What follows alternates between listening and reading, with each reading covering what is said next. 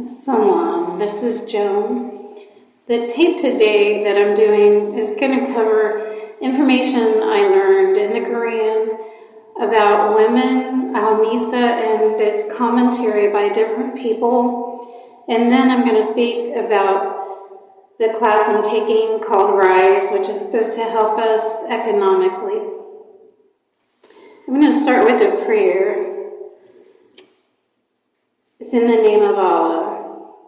O Allah, I surrender myself to you. I direct myself towards you. I entrust the events in my life to you. So keep me safe with the preservation of belief, from in front, behind, to the right, and left, from above me, from below me, and repel evil from me with your strength and power, because truly there is no strength nor power except yours.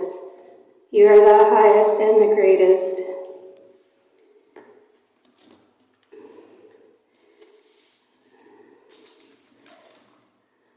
So, as far as Nisa, what I learned was when there are multiple wives, it says that it's impossible to treat them all equally, but you're to show no bias. And then the commentary on that, and the list that is book 4, verse 19. Then the commentary is by Abu Huraira, and it's on verse 129. Treat the women well with kindness. And then there's a number 3153 by Bukhari, and he's questioning being a wife because after that, how could you possibly embrace them? And then number 5695 says by Herrera, not to despise any believer, and that each person has positives and negatives in their personality.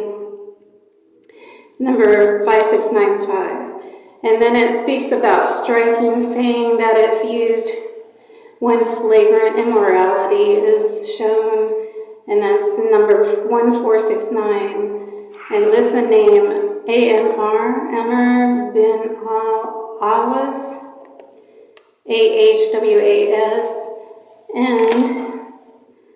and it says, not allow those you dislike into your homes, speaking to the spouses. That's number 1163, and lists the name Tirmidhi, Tirmidhi. So the class I'm taking, again, it's called Rise, and it speaks about,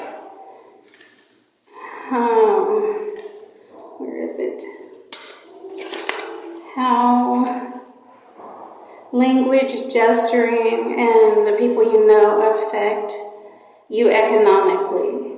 And as a child and throughout my life, I've never really known who my parents were. In the beginning, I was passed from a mom outside of our house to a father that lived somewhere else. And I learned early, just by looking around, that I didn't resemble my mom that raised me legally, genetically. So I've just studied that, and I do remember being taken on a large ship. There's a photo of me when I'm about 4, with my father and the mom that raised me legally. That I was in many cars with different people. So I'm still trying to figure that all out, but the way that language affects it, because sometimes people study it, are terms that you remember hearing. And as a kid, I heard Verstanzi das, and I didn't even know how you spelled it or what it meant, but I took some German language and found out that it's understand this. And then I heard what sounded like Holtensee. Again, I didn't know what that was, later. I thought it had to do with stop and you. I heard terms like stupid, American, kaput, and shyster, which verify that the people I knew were German Jews. And then just cultural games we played in Ohio. One was, when you're real young, about 8 years old, it was called Engine Number 9, going down Chicago line. If the train should jump its track, would you want your money back? And you would spell Y-E-S or N-O. And then somebody would just chase. You just take off running and you try to catch the other person. We also played a game called Hangman. My hand gestures seem to have a bit of wealthy people and backstreet people mixed in, some exposure to the mafia. I knew someone in Indiana that they were connected to the mafia, and they showed me a little bit about that. And then my life is portrayed in some movies. I spoke about it before. And in our home growing up, we were given gifts. So I was going to talk about that too, trying to figure out who parents are. So to find where on the paper I have all my notes. But I was given 2 birth certificates, and it said I was the child of Christian parents, Betty and Carl Spear. I was given gifts. One was an expensive bracelet, and it fit my wrist all the way from the time that they gave it to me till I was 30-some years old. I no longer have it because the contents of my car and the car itself were stolen. But it was fine jewelry. It was expensive, heavy silver and turquoise. It was real. And my legal mom said, "This is from your mother." But she didn't give me an address, phone number, or anything for my mom. I still got expensive makeup that was pink called Mary Kay. And records were left. One was an Italian one called If. And it had Kojak on it. In Italian, they sung that song. And then also they placed a perfume called Kira beside my bed.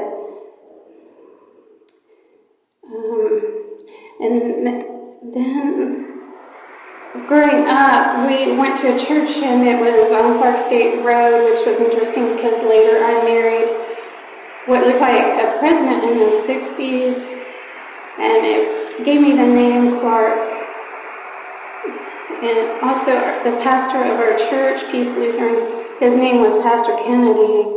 And he had a daughter named Faith that was German Jewish with a lazy eye. So I thought it was just interesting because it kind of is what I've gone through. And then later in the tape, I'm going to talk about some people who are famous that have shown up in my life. It was about 2005 until present. Also, in this book called Getting Ahead, and on pages 74 to 80, it talks about norms for class systems here in America. And it said that there are kind of accelerators or consistencies within the classes. In poverty, it's who you know,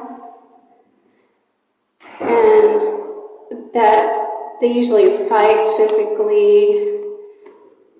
The middle class, it's the institutions that you're familiar with, the size and quality of them, who you are, and negotiations. And the middle class says the middle class runs most of the institutions in America. And it's described the wealthy class as using networks and connections and tradition and decorum.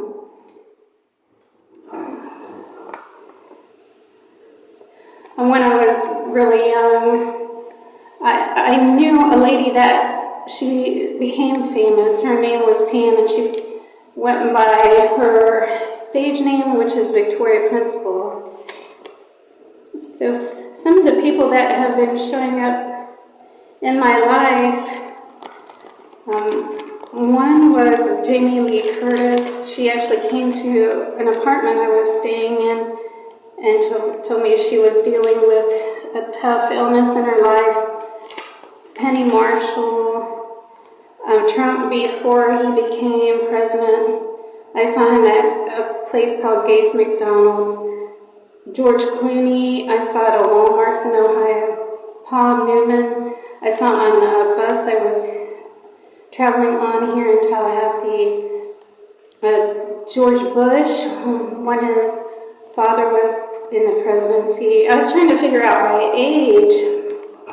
And he was the real president because at the time I was about 40 and he was. I saw Bette Midler when I was Jewish at the temple on High Holy Days, and I saw what looked like a granddaughter. I saw an Elvis resemblance when I went to the police station in Columbus, Ohio. I've seen many Cosbys, a couple Robin Williams here, Kenny Rogers, Audrey Hepburn, and Sammy Davis Jr. at the Holiday Inn Express when I worked there. Bahala, who is in the Baha'i faith. And then I saw what looked like Dustin Hoffman's brother at the Holiday Inn Express. Also, I've seen Joan Kennedy. There's a Jerry here where I'm staying that looks like Ted Kennedy and myself. And this man, he went by the name Joseph Hooker, but he really looked like Joe Kennedy. He was at our speech club, which they call Toastmasters in Ohio. And Michael Jackson, Tim Conway. And then some other people I've seen were Goebel, Himmler, Eichmann, and some Husseins here in Tallahassee. So that's interesting, and I'm appreciative. So I was going to talk about what was going on in my life when I was young. I felt that I am World War II connected, and the reason for that, I didn't know, but at the time this coat stayed in my dad's closet, and when I was 40 years old, I tried to match it up, and it appears to be a Nazi coat. And I didn't start with the same family I grew up in. I was originally living on King George instead of Crown Hill Court. And that was just right around the corner from my friend Linda Jenkins, who was Jewish.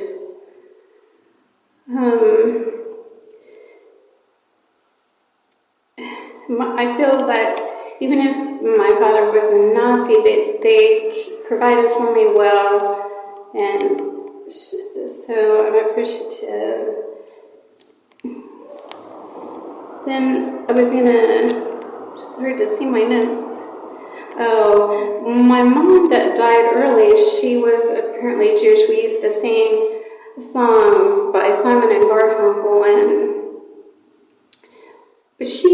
we didn't, my mom or myself, live as well as my father. He raised me in the middle class, and she gave me fancy clothes, but that ended.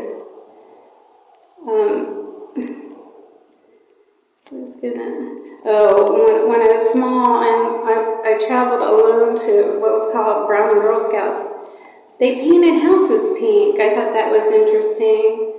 And I saw Ted Kennedy several times throughout my life. I was given a JFK coin and a peace dollar. And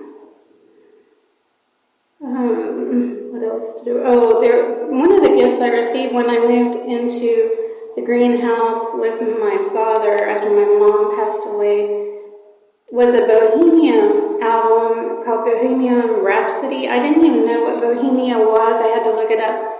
I found out that it was Poland, and it went through several names for a while. So trying to figure out who my parents are has been a bit challenging. I think I mostly covered most of what I wanted to in this tape. Oh, I did want to note that it says, it talks about worldviews on everything, that poverty mostly looks at what's happening locally, that the middle class looks at what's going on nationally, and wealthy pay more attention to what happens internationally. And I've noticed some differences because I've been exposed to all kinds of class systems. And I feel that I was mostly in the middle class. When I got picked on for being Jewish, I went down into a lower class system. And what happened was, with healthcare, they start giving you a nurse instead of a doctor. The clothes differ. An upper class person has cleaner clothes, there's no stains. And you can tell which class system they're in by their hand gestures. Their image is different privately from publicly. And another thing I noticed was, in wealthy environments, when you try clothes on in a store, they sometimes help you dress because they worry about the damage to clothing. That was uncomfortable. I didn't expect it. The care of the product. And that a name and reputation means more to an upper class person. So that's what I'm dealing with currently in my life.